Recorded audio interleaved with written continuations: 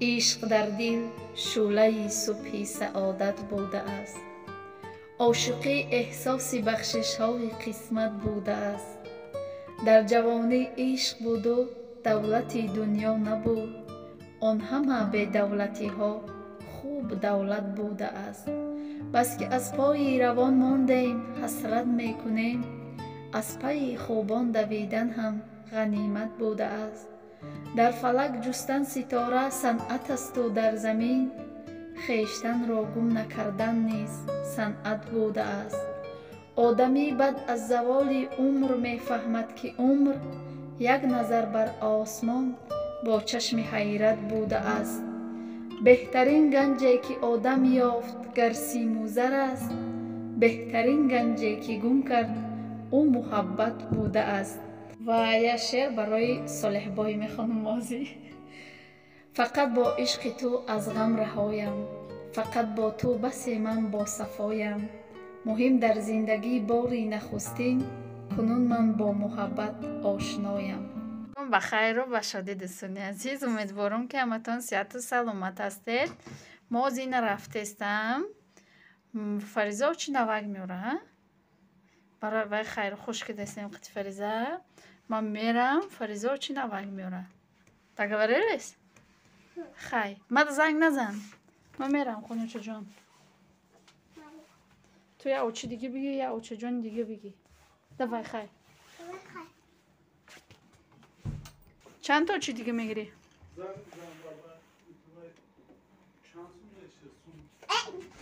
ای چند تا چی میگیری؟ این خالای این اوچای ما اوچه بودم خالا میگرفته ولی دوتی دیگه من رفتم خیلی دوای ها؟ با چی دیمه دوی قدر تلفون کدی؟ زیخ شدی؟ اوچی ناو نگرفتی آخه اوچی ناو با مشمود اوچرای کنم با تلفن کده اوچرای کنم دوستان عزیز من در اومدم وان ما برای خوراک شام نصیب باشه انشاءالله تیار میکنیم. خوراک دوست داشته ما که نام دارد خوراک فیلم نیما نصیب باشه بگه برای امی مردک میگم که یک تیار کنم. خیلی ما عاشقیم یا عاشق من نیست روز روز عاشقانه که سر خواستم تبریک کنم روز روز من نیست ما عاشق تو نیستم برایتش مفتیده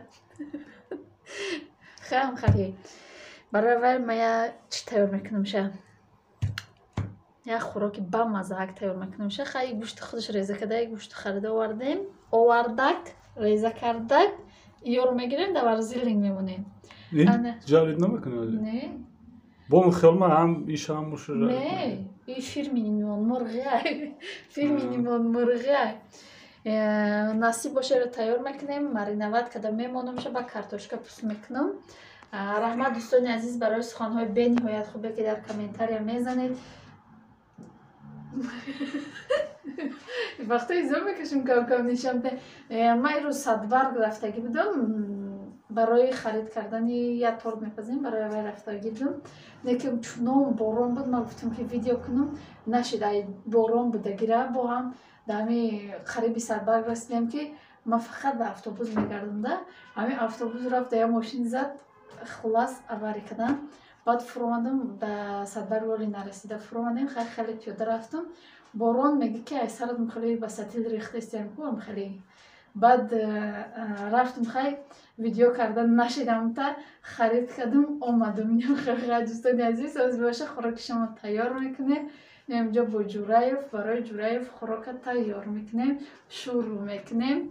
این بگه نصیب باشه فراموش نکنیم من دست ابشست و موندگیم بعدی همین ویدیو ما رسیده انشاءالله که در کانال فریزا تیوی ما سیلکشم موندگیم در اومده ابونه بشوید که کدام ابونه نیسته چی میکنیم افیر در او کانال میکنیم همه کسا بیاید همه شما را انتظار دوستان عزیز یک جای اوی لوی بل بل بل بل بل بل بل بل بل آخه دیدم ویدیو نکده گپای دینگی ما امروز بگو ساعتی دوستان عزیز سلام علیکم من عجب ریز دنکاکو دیگه سلام آماید سلام آماید مبره خشما چی ساعتی یو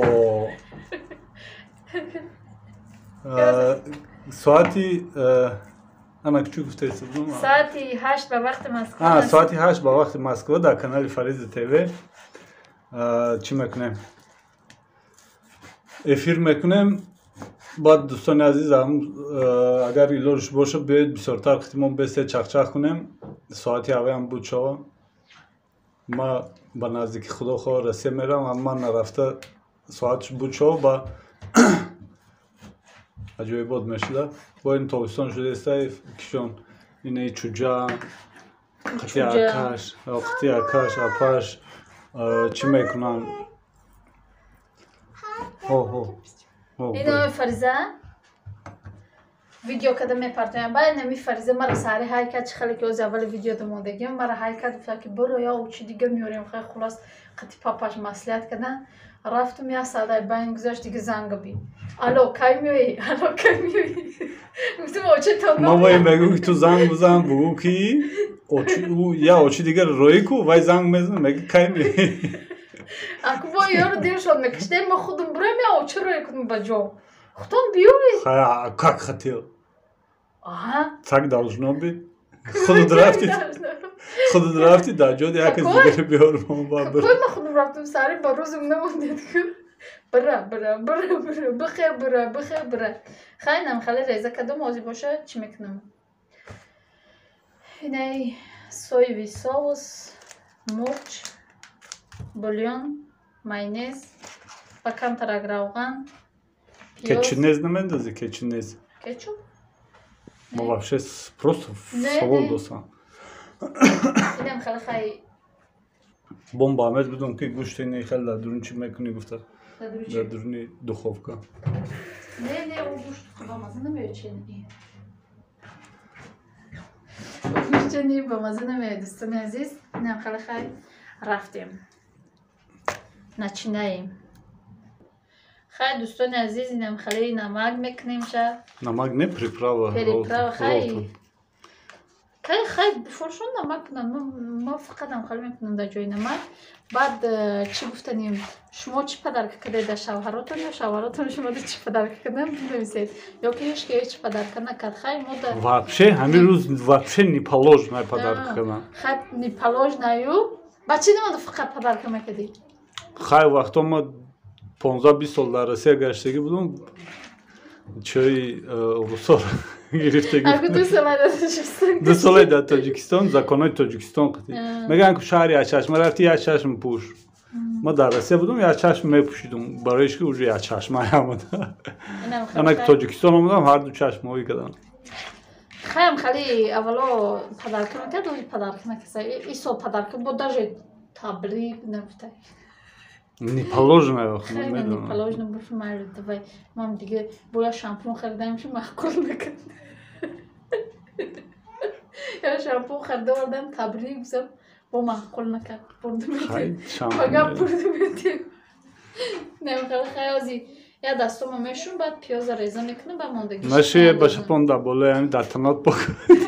Уна чӣ дори пешбандак дори ки дар пешбандак поку корт кардам. Бой сар мекунам. Дасти худу дани худу дохе. Хай ба шумо мехӯрад ку. мо ҳам мехӯрем баъд чо када баъд даст айдаст ту ба мозаи охи бача мена. Ту дар қишлоқ тапак накарда боши, саргин накарда боши, оғил нарафта боши, ҳамин хонада 24 соат даже ҷома намешӯи даст хати, хонор намерови даст хати, ҳамаш техника. Фақат мешӯӣ. Чиро мешӯӣ? Олида? Фақат посуда. Анам я посуда мошкам бигири агар ба тамом ба дигар. Насиб.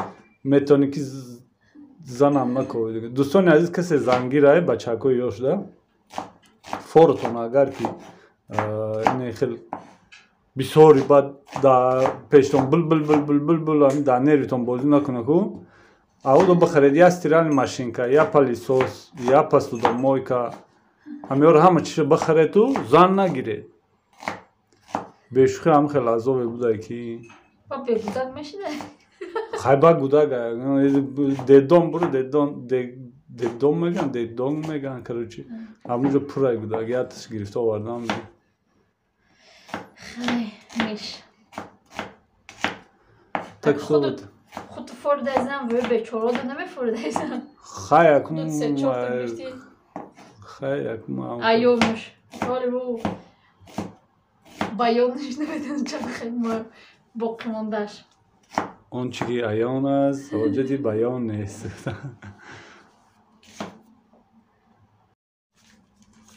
دوستان عزیز و مهربان این پامیدور قطی کارتوشکا با یک جای میکنیم نمک کرده و کم ترک روغنم دای میکنیم مالکای گوشت موندگیم نیم ساعت زیاد گذشت ازی همشه میگیرم انکه در لیست دخوفکا میمونم در دخوفکا میمونیم تا که بپزه و یک از گفت که فالگه کنه دو دفت برای ملایم شدنش ما برای نسوختنش که بالاش یادتا پیازا میسوزه ما همی فالگه نکدگیش دوست میداریم برای چی سرخکک میشه قاقکک میشه برای ما نیم خیلی خیلی حوزی از جای میکنم با نشون میتیم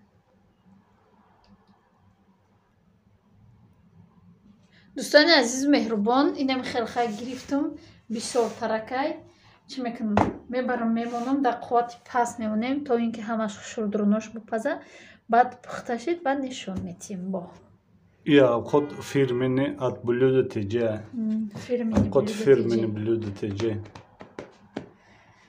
کسی که خوردنای آمازون کرده دیدگی نیست همه خوراکی ما رو تیار کردگی خوردگی بدرید ببینید و بگید که انا اوقات بده نک ساچنی برین توسه ولی نپخته خیلی ساچن توسه ولی با پس ترنی چه خیلی بامزه از اوشون میبرویم و میبرویم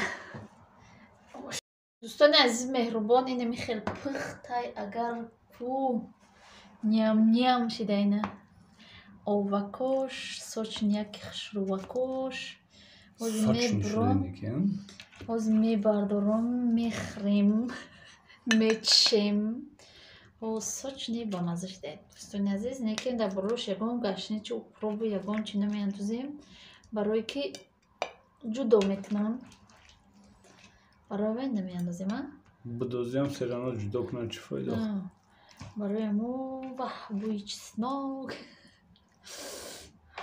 دوستانی عزیز و مهربانی من اینا دیدستید خیلی ساچنی پاچنی خشرو انا اکو من میچشم چون هر وقتا چشیدنک میچشه چشیدنک کارتشکاش ای کارتشکاش میچشم اینه که جوش بده ما بسوزمم میخورم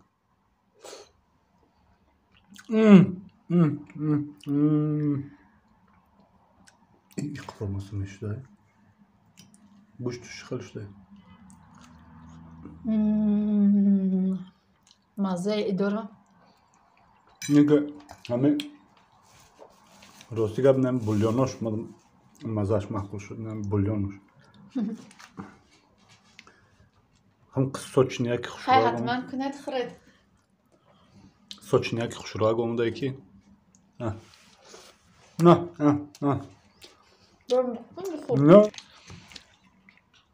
نمی چیاش سوکاش با مزه چی میگن؟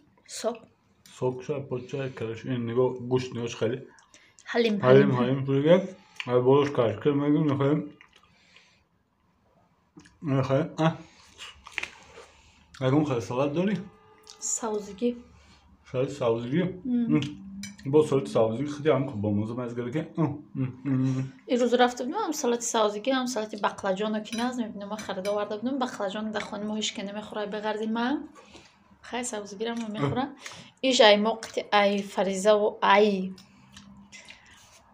که رفیق جورایوف ایش ای سونیا کتی ای فریدون انایی به هیچ به او قاقدانوش ای ماواش ولی برای چی که نمیاد تا دو تا پیاز رفتگه جدا میکنه نمیخورم ماواش نم خیلی بابای کتیش که نمیخورم خودم تاق میخورم میگه فریزه باشه ما قطعش مو میخورم گفته گیره میکنه اینم خیلی در اینجا باشه ویدیو رو به پایان میرسونم تا ویدیوی آینده در پناه خدا باشد خدا نگهداری هر یکی ما و شما باشد خیر دوستان عزیز